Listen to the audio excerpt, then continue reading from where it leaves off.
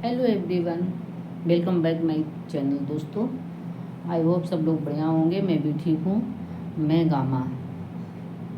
तो दोस्तों, आज का मेरा टॉपिक है कि 5 काम अगर आप प्रतिदिन करते हैं और मन लगाकर करते हैं, जो काम हम बताने जा रहे हैं वो हमारे घर के हर दृष्टिकोण से बहुत अच्छा है।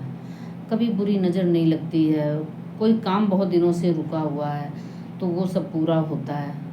तो दोस्तों, हम माँओं को इतना तो करना पड़ता है, क्योंकि हमारे बच्चे हैं, पति हैं, और अगर ये दोनों लोग परेशान हैं तो बताइए हम लोग सुखी कैसे रह सकते हैं। तो ये 5 काम अगर लेडीज़ करती हैं, मतलब ये पर डे करना होता है, एक दिन से नहीं होता है। आप पर डे कोई काम नियम बना के करेंगे तो उसमें सक्सेस ज़रूर मिलती है। तो सबसे पहले नहा धोकर पूजा पाठ की अंदर तैयारी करें, और इसके बाद बाहर गेहूं का आटा होता है, उसकी आप गेट के अंदर चौक बना लें, और गेट के बाहर पानी का छिड़काव सब नहाने से पहले कर लें। तो पानी का छिड़काव गेट के बाहर जो साफ़ सफाई होती है और जहाँ हम पूजा करते हैं वो पहले कर लें, और बस फिर नहा धोकर अंदर की मंदिर की तैयारी करके और बाहर आ जाएंगे। गेट के अंदर चौक बनाएंगे, गेहूं के आटे से चौक बनता है, और पूजा कर लेंगे। दोनों जगह अपने मंदिर की करेंगे और यहाँ पे दिया रखेंगे। जो चौक आपने बनाई है तो दोस्तों उस पर दिया रखें। तो ऐसा करने से हमारे घर माँ लक्ष्मी बिन बुलाए आएंगे। जो हमारे रुके हुए काम होते हैं वो सब होते हैं। और चौक पूरन जो होती है बहुत शुभ मानी जाती है। आप कितना भी क्यों परेशान क्यों ना चल रहे हों, वो सब मनोकामना आपकी पूरी होने लगती है। तो प्रतिदिन ऐसा करने से घर में गरीबी रहती ही नहीं है। जो परेशान होते हैं एक एक पैसे के लिए, और इससे लेते हैं उससे लेते हैं, उधार मांगते हैं, तो ये सब अपने आप बंद हो जाता है। तो ये सब काम आप करिए, पूजा करें, चौक पूरन करें, और गेट के बाहर पानी छिड़कें। तो गेट का डेली नहलाना बहुत ही शुभ माना जाता है। गेट की धुलाई पुछाई हमारी डेली होनी चाहिए। खराश हो रही है। और अब नाश्ता बनाएं। तो जब हम लोग नहा धोकर पूजा पाठ कर लेते हैं तो रसोई में जाने का जो काम होता है तो इसके बाद वो तभी शुरू होता है। बिना नहाए चाय वाय तो आप पी सकते हैं अगर आपकी आदत है, लेकिन ये है कि हम नहा धोकर चाय वाय बनाते हैं तो वो बात अलग होती है। मेरा मन खुश होता है क्योंकि हम पूजा पाठ कर चुके होते हैं। अब हमें जो भी खाना होगा हम खाएंगे। इसके बाद आप नाश्ता बनाएं तो सबसे पहले गौ माता की रोटी ज़रूर बनाएं। और वो रोटी कैसी बनती है, जो रोटियां हम बनाते हैं उस रोटी से छोटी होनी चाहिए। उनकी रोटी हम लोगों की जो रोटी बनती है उसके बराबर नहीं होनी चाहिए, और ना उससे बड़ी हो, वो बहुत ख़राब मानी जाती है। तो थोड़ा आटा लें और रोटी छोटी बनाई जाती है। तो सबसे पहले गाय की छोटी रोटी बना लें, उस पर घी लगाएं। अगर आपके घर में कुछ मीठा है तो मीठा रख के भोग लगा दें। अगर मीठा नहीं है तो आप गुड़ और शक्कर ये भी रख सकते हैं।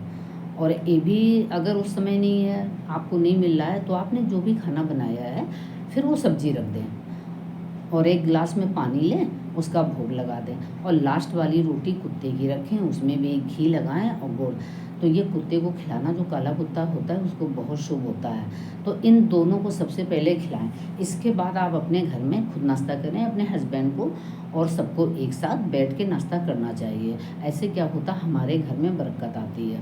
क्योंकि पहले कुछ लेडीज़ होती हैं कि पहले खाना वाना खा के वो फिट फैट एकदम हो जाती हैं, और घर में लोग हमारे हस्बैंड हैं या कोई बड़ा रहता वो भूखे बैठे हैं, ये अच्छा नहीं होता है। वास्तु के हिसाब से बहुत ख़राब माना जाता है। तो आपने गाय को खिला दी, कुत्ते को खिला दी, इसके बाद आप सब लोग नाश्ता कर लें बैठ के।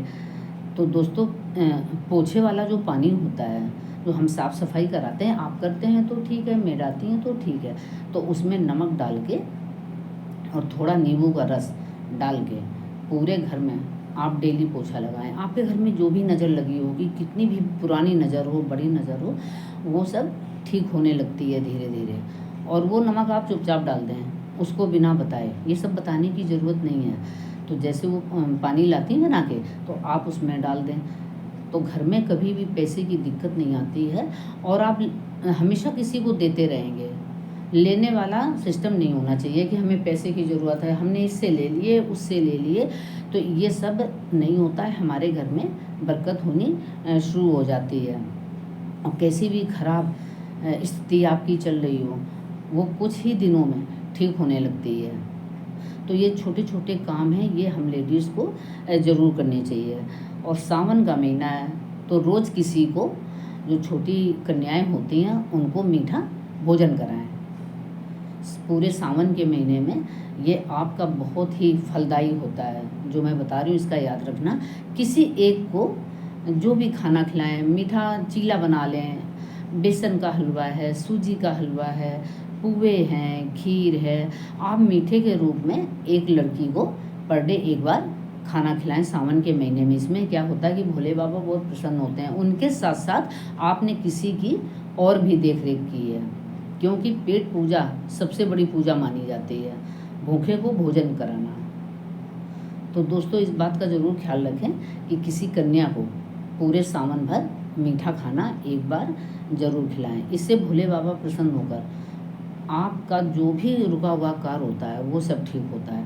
क्योंकि हम तो खाते पीते हैं, अब ये होता है ना कि जो भी हम खर्च करते हैं अपने ऊपर करते हैं, हम किसी और का ध्यान नहीं रखते हैं। तो किसी और का भी ध्यान रखो। आपकी जो भी स्थिति चल रही है तो थोड़ा खर्च करना भी चाहिए, भगवान जी का निकालना चाहिए। किसी एक को हम खाना खिला रहे हैं क्योंकि भगवान ने मुझे इस लायक बनाया है कि हम किसी का कर सकते हैं। तो पैसे की दिक्कत जो भी होती है लाइफ में देखने को नहीं मिलती, कितनी भी गरीबी चल रही हो, सब चल रहा हो, कुछ नहीं, सब ठीक हो जाता है, वो सामने आपके कभी नहीं आएगा।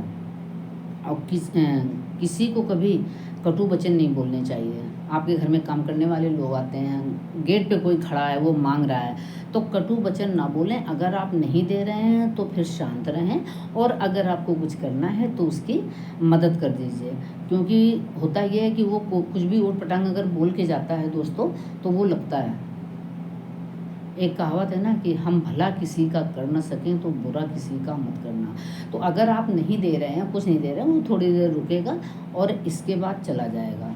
और आपके घर में जो भी हस्बैंड हैं, आपसे बड़े हैं, उनकी इज्जत करें, उनको कभी भी कुछ ना बोलें। तो इससे क्या होता है कि हमारे यहाँ कोई विघ्न नहीं रहती है, सारे काम बनते जाते हैं। तो सावन के महीने से ये काम शुरू करें और फिर देखिए दिन दूनी रात चौगनी तरक्की होती है दोस्तों, अगर हम किसी के बारे में अच्छा सोचते हैं। और वीडियो पसंद आया है तो लाइक करके जाइएगा, सब्सक्राइब करें। दोस्तों मुझे बहुत अच्छा लगता है, आप लोग पढ़ते हो और मुझे बहुत अच्छा लगता है, एकदम रौनक आ जाती है, इतने सारे लोग आए हैं। तो मिलते हैं फिर न्यू वीडियो के साथ, तब तक के लिए बाय बाय। अपने ख्याल रखना और खूब इंजॉय करो। सावन का महीना है, मस्त मैके जाइए, रक्षाबंधन, राखी, गुड़ियाँ, ये सब मनाइए अच्छे से।